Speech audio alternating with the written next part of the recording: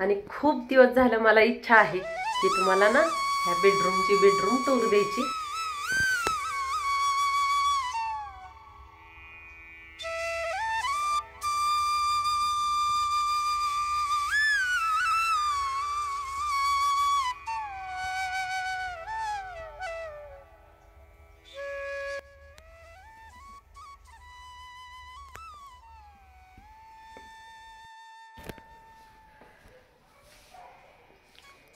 Good morning सगळ्यांना, मी आहे त्रिवेणी। परत एकदा आपल्या यूट्यूब चॅनलवरती सर्वांचं खूप खूप मनापासून स्वागत आहे। आता 10 मिनिटं कमी आहेत। देवपूजा तर तुम्हाला दाखवेन किंवा पुढे तो व्लॉग मी कंटिन्यू करेन देवपूजेचा। आत्ताच देवपूजा झाली, कारण कालचा व्लॉग तर तुम्ही पाहिला असेल की ग्रामदैवतासाठी आम्ही सगळे गेलतो। त्यामुळे आज थोडंसं लेटनं उठलो, लेटनं म्हणजे जास्त काही नाही, 6:30 पावणे 7ला उठलो। त्यामुळे अगोदर स्वयंपाक करून निम्मार्धा स्वयंपाक करून घेतला आणि मग व्लॉगला सुरुवात केली आहे। तर काय काय झाले आतापर्यंत दाखवते मी तुम्हाला। मस्त अशी आज ना शिमला मिरच आणि फ्लावर अशी मस्त तळून घेतलाय फ्लावर, आणि त्याची भाजी केली, खूप मस्त लागते। काळू बोलू का मी? बसणार आहे का तू? आणि सगळ्यात महत्त्वाचं म्हणजे ब्लॉगची सुरुवात करायची कारण म्हणजे हा छोटा माझा 1.5 लिटरचा कुकर आहे, आणि आपल्याला खरं तर ना कुकर कसा लावायचा हेच बऱ्याच वेळेस लक्षात येत नाही, त्यामुळे कुकरमध्ये ओतू जातं।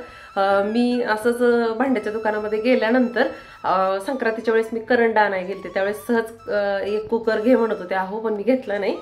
आणि त्यावेळेस मग तिथं विचारलं मी त्यांना, ओतू तर जात नाही ना? तर त्यांनी मला एक ट्रिक सांगितली की तुम्ही कुकर लावल्यानंतर का ओतू जातं, तर ती आता तर मी अगोदर 8 दिवस झालं, 8 नाही संक्रांतीपासून बघा किती दिवस होत आले, तेव्हापासून त्यांनी सांगितले ना त्या शॉपमध्ये, त्या पद्धतीने मी कुकरचं झाकण लावतेय।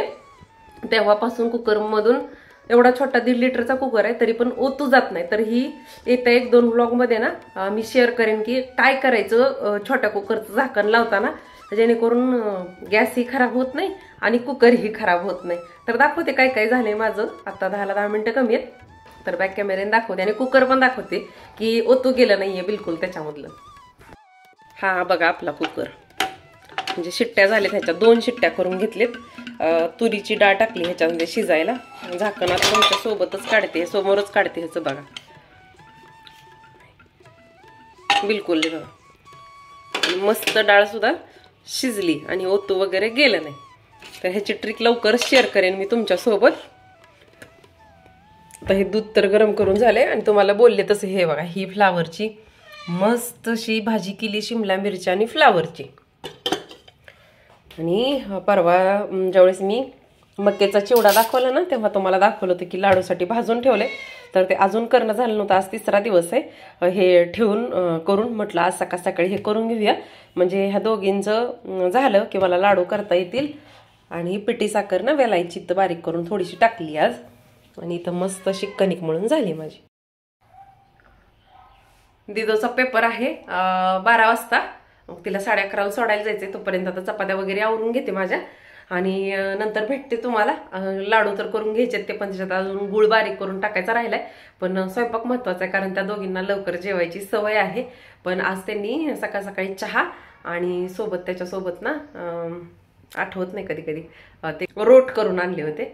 चहा आणि रोटचा नाश्ता त्या दोघींनी केलाय, मस्त असा गऱ्याचे खाव्याचे रोट करून आणले होते ते, त्यामुळे त्यांना पण थोडीशी भूक लवकर लागत नाही। तर असं व्लॉग आपला कंटिन्यू बघत राहा। नवीन असेल तर चॅनलला सबस्क्राईब करा, आणखीन जर व्लॉगला लाईक केलं नसेल तर लाईक पण करा। सुरुवातीपासून व्लॉग बघितला असेल तुम्ही अशी आशा करते, आणि खूप दिवस झालं मला इच्छा आहे की तुम्हाला ना ह्या बेडरूम टूर द्यायची। पण आणखीन म्हणजे जर तुम्ही रेग्युलर व्लॉग बघत असाल तर तुम्हाला माहितीच आहे की दिवाळीच्या अगोदर मी हे फर्निचर करून घेतले, पण माझं एका कामा वाचून हे तुम्हाला बेडरूम टूर द्यायचं राहिले, आणि आज थोडंफार वाटतंय ते काम होईल, आणि लवकरच तुमच्यासोबत मी आपल्या बेडरूमचा म्हणजे माझ्या बेडरूमचा म्हणजे लवकरच मी तुमच्यासोबत माझ्या बेडरूम टूर शेअर करू शकेन, असं थोडीशी आशा मला वाटते आता। तर आता काय झालंय ते दाखवते प्रॉपरली तुम्हाला, म्हणजे कळेल कशा पाय एवढे दिवस राहिले। एक तर पहिली गोष्ट, हॉलमध्ये तुम्ही बघताच आहे की आपला जुना ड्रेसिंग टेबल अजून तिथंच आहे, हलत नाही। आणि दुसरी गोष्ट म्हणजे ह्या ड्रेसिंग टेबलला आणखीन मिररच बसवलेला नाही, तर आज किती तारीख आहे तुम्ही बघू शकता, फेब्रुवारी महिना चालू झालाय आणि आत्ता काय झाले, अशा आहे असं का म्हटले तर हे बघा, हे जे आहे ना हे मिररचं आहे ना, मिररचं हे बघा, बॅक कॅमेऱ्याने दाखवते म्हणजे तुम्हाला दिसेल. झालाय विषय असा, हा डोअर आहे ना पहिल्यांदा, अरे बापरे पुढं टोचते ही, तर हा मिरर आहे ना, तर सुरुवातीला असा ओपन होत होता, या बाजूनीच डोअर ओपन व्हायचा आणि डोअर ओपन झाला नाही तर बघा ती पांढरी रेष दिसत असेल तुम्हाला, तिथं थटायचा. म्हणजे आरसा जर आपण याला बसवला असता ना, इथं थटून आरसा 2 दिवस पण टिकला नसता. मग मी काय केलं, तो डोअर आहे ना त्या फर्निचरवाल्यांकडून आज फिरवून घेतलाय आणि आता डोअर आपला ओपन होतोय ह्या बाजूने. आणि सगळ्यात महत्वाचं म्हणजे हा डोअर आहे ना, ज्यावेळेस इकडल्या बाजूला ओपन होत होता ना, त्यावेळेस ही ओपन करायचं पुढं असल्यामुळे इथं थटत होता आणि पूर्ण ओपन होत नव्हता. अगदी साहित्य असं वाकडं काढून घ्यावं लागत होतं. आता तसं नाही, आता इझिली हा डोअर पूर्ण ओपन होतोय. आपण इथं उभारून सगळं काय पाहिजे ते व्यवस्थित मेकअपचं घेऊ शकतोय. आणि असो दाखवते आता, हा एवढा सगळा पसारा, बेडवरती सगळं ते काळं काळं पडले, अशी अवस्था आहे बघा. त्यांनी ते तासले आणि तासल्यामुळं ही काय कंडिशन झाली आहे बघा, सगळी एकदम सगळं असं पडलंय, ते भुकटी भुकटी बघा बेडवर सुद्धा. म्हणजे आता हे वाढीव काम आहे सगळं माझ्यासाठी. आणि आज पण बऱ्यापैकी मला वाटतंय आता ही सवय लागली, आता इकडून लक्षात येईपर्यंत हे सगळं काढून हे आतमध्ये पण पडलंय सगळं इथं. तर आता हे सगळं मला क्लीन करावं लागेल. तर माझं सगळं ज्वेलरीचं साहित्य आहे, म्हणजे मेकअपचं ड्रेसिंग टेबलच्या पाठीमाग, आणि हा मोठा असा करून घेतलाय कप्पा, त्यामुळे माझं साहित्य भरपूर बसलंय.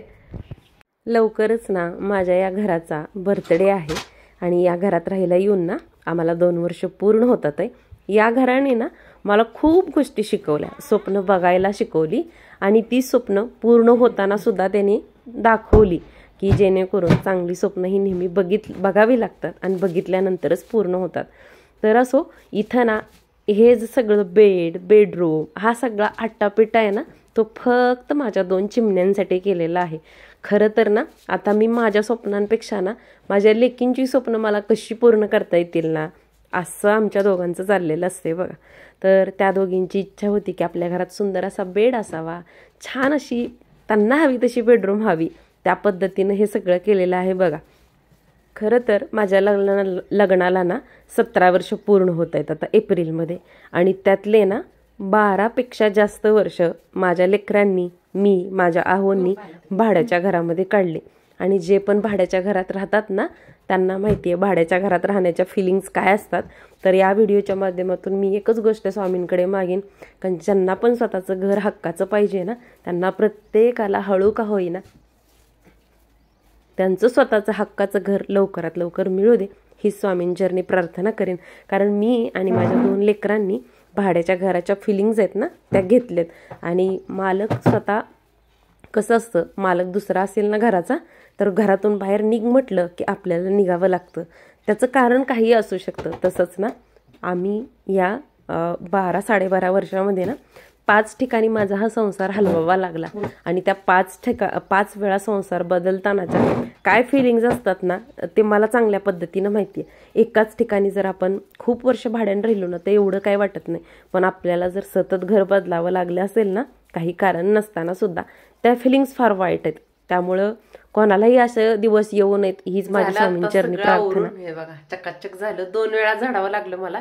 ते आतलं सगळं पुसून घेतलं आणि बघू आणखीन काय जे काय होईल ते शूट करून तुमच्यासोबत शेअर करेनच.